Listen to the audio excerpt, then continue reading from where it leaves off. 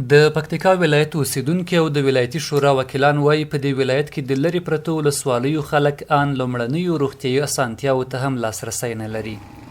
دوی همدارنګه زیاتوي چې له یوې خوا امنیتي حالت کړکېچن دی او له بل پلوه یې لارې خرابې دي چې له امله یې دوی نشي کولی پر وخت خپل ناروغان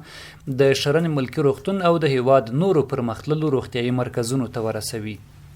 د جانخیل ولسوالۍ د هاستي کلي اوسیدونکی حاجي امیر محمد په دې اړه له میلمه راډیو سره په خبرو کې وویل چې په سیمه کې یې شته کلینیک د خلکو لپاره وړ خدمتونه نشي وړاندې کولی او متخصص نارینه او ښځینه ډاکټران هم نه لري. هغه زیاته کړه چې دغه روغتیایي مرکز ته له واځې خوا وړممۍ شخیل آباد او نورو سیمو ناروغان ورځي خو سربیره پر ډاکټرانو درمل نه لري او ناروغان نورو روغتیایي مرکزونو ته لیږي. د یحیی خیل ولسوالۍ اوسیدونکی ډاکټر غلام محمد وایي چې کلینیک یې باید ارتقا وکړي او متخصص ډاکټران ولري. هغه همدارنګه زیاته کړه چې دغه روغتیایي مرکز د عربستان هیواد له لوري ورته جوړ شوی او ګڼ سهولتونه لري خو د ناروغانو زیاتوالی او د ډاکټرانو کمښت یو له هغو لویو ستونزو څخه دي چې روغتیایي خدمات یې ټکني او کم دي. هغه له واځي خوا پورې لا دلته خلک راځي، د وړممۍ راځي، له خوشامنده راځي، له شخیل آباده راځي خو هلته د دوایانو نه شتون ده، مثلا دوایانې نشته، داسې ډاکټر هم باید په نظر کې ونیسي. موږ په جانخیل ولسوالۍ په کلینیک کې زنانه ډاکټره نه لرو، ډېر ضرورت ورته لرو. که موږ ته زنانه ډاکټره راکړي د موږ دغه خویندې مندې دغه چې ورته راځي د هغو به پردم خوندي او هلته به یوه زنانه ډاکټره یعنې کلینیک هم باید ارتقا وکړي. تر اوسه پورې وکیل صاحب محترم CHC کلینیک ته باید په پولي کلینیک باندې بدل شي او یو سرجن ولري تر څو پورې بستر هم ولري چې موږ دپاره کافي درملنه وشي. د پکتیکا د ولایتي شورا وکیل نعمت الله بابری هم وایي چې په وارونو ورسره د دې ولایت خلکو د روغتیا په برخه کې ګڼې ستونزې شریکې کړي خو تر اوسه ورته لازم خدمتونه نه دي وړاندې شوي. بابری زیاته کړه چې د روغتیا برخې د ارزولو په موخه دغه ولایت ته یو لوړپړی پلاوی هم راغلی و او دوی ورسره د خلکو اړتیاوې شریکې کړي خو تر اوسه چا پرې غوږ نه دی ګرولی.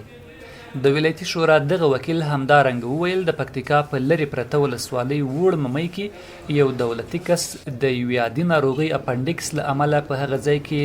له دې امله خپل ژوند له لاسه ورکوي چې لویې لارې یې د مخالفینو له لوري د دولت پلوه خلکو او دولتي چارواکو پر مخ تړلي او په هغه ځای کې روغتیایي خدمات کمرنګه دي. په بار باندې دلته اوس دا دوه ورځې مخکې هم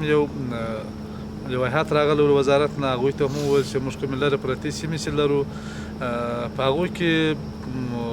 چې هغه صحیح خدمات داسې نه عرضه کېږي لکه څرنګه چې دلته موږ د نږدې ولسوالیو کې لرو.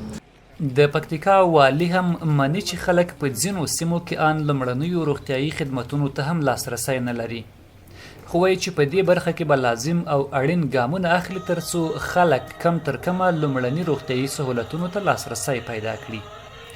والي ډاکټر مجيب رحمان څمکني یحیی خیل ته د یو سفر پر مهال د عامې روغتیا رئیس ته دنده وسپارله چې ژر تر ژره په دې ولسوالۍ کې د روغتیا برخې ستونزې او ننګونې راټولي او پر حل لارو یې ورته کار وکړي. څمکني همدارنګه د بې کیفیته درملو پر شتون هم اندېښنه وښوده او زیاته یې کړه چې په دې برخه کې به هم پوره هڅه وکړي او چاته به د دې اجازه ورنه کړي چې د ولس روغتیا ته زیان ورسوي. موږ د موضوع ډیره جدي چړلې او اوس هم رئیس صاحب د سیاحت ته د وظیفه ورکوم چې موږ چې وځو ته به ورونه موږ سره نه وځي ته به واپس لاړ شي افغاني ته دی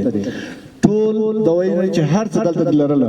دغه نه په ټول یو سیمپل موږ تر واخلې زه خپل ډاکټر یم مسلکي هم پوهېږم. د یادونې وړ دی چې له دې وړاندې هم د عامې روغتیا وزارت مرستیاله ډاکټر مموسی زیور د دغه ولایت د روغتیایي وضعیت د څېړلو په موخه راغلی وه او په بېلابېلو برخو کې یې د اسانتیاو برابرولو ژمنه وکړه خو تر اوسه یې لا هم څرک نه لګیږي.